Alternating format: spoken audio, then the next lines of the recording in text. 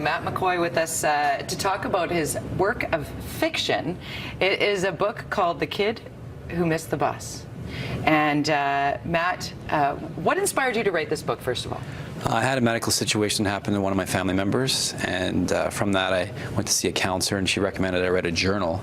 And I thought, well, I'll do one better, I'll write a book. And she's like, no, you can't do that. And I said, well, it sort of challenged me, so I took that opportunity and made the best of it, and I came up with my book. So who's the kid, and what bus did he miss? Well, that's actually a kid. It was myself. I remember when I was playing hockey in Prince Rupert growing up, I didn't make the rep team my first year, and I actually lived across the street from the rink, and I'd actually see that bus leaving out of town every weekend for the big city games, and I wasn't on that bus, so I kept that title throughout my life. But you did end up playing, and quite a bit. Yeah, I progressively got better.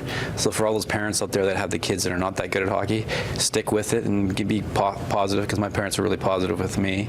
And then I progressively got better. I did a lot of hockey schools, lots of skating, and I had a real supportive family and good coaching. So I made it out of town when I was about 15. So is it talent versus determination? Which wins? I'd say I was like 95% determination and 5% talent, and I progressively got better when I went up to hockey and played junior hockey and then played pro overseas. And what was it like on the road? Because the aspirations and the goal, clearly the NHL for everybody. Yeah. It's like being a sports reporter. Everybody wants to cover the NHL. Yeah. What's it like when you get that close?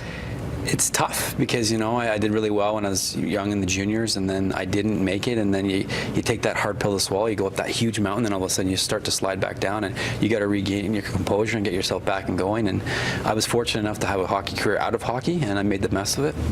And, you know, I didn't make the NHL, but I still had a good hockey career. You did have a great hockey career, and you took the time to get a great education as well, which is very important. That's right. I recommend that to everyone, for sure. I love when you start reading the book, it says the names of people and places have been changed. I said, so how much have they been changed? And what did you say to me? Quite a bit. And then you wrote a first version, and? Yeah, I was told that if I wrote that version, I'd be sued on every second page, so I had to change the book up quite a bit. Okay, let's take us through some of the photos that you brought, because we are talking about your rise in the world of hockey, and you've brought along some photographs that sort of take us on the journey. Sure. Here you are. How old are you? So I'm 25 there. I'm actually playing hockey in England that year, so I'm all happy because I'm back to playing the game I love. Right.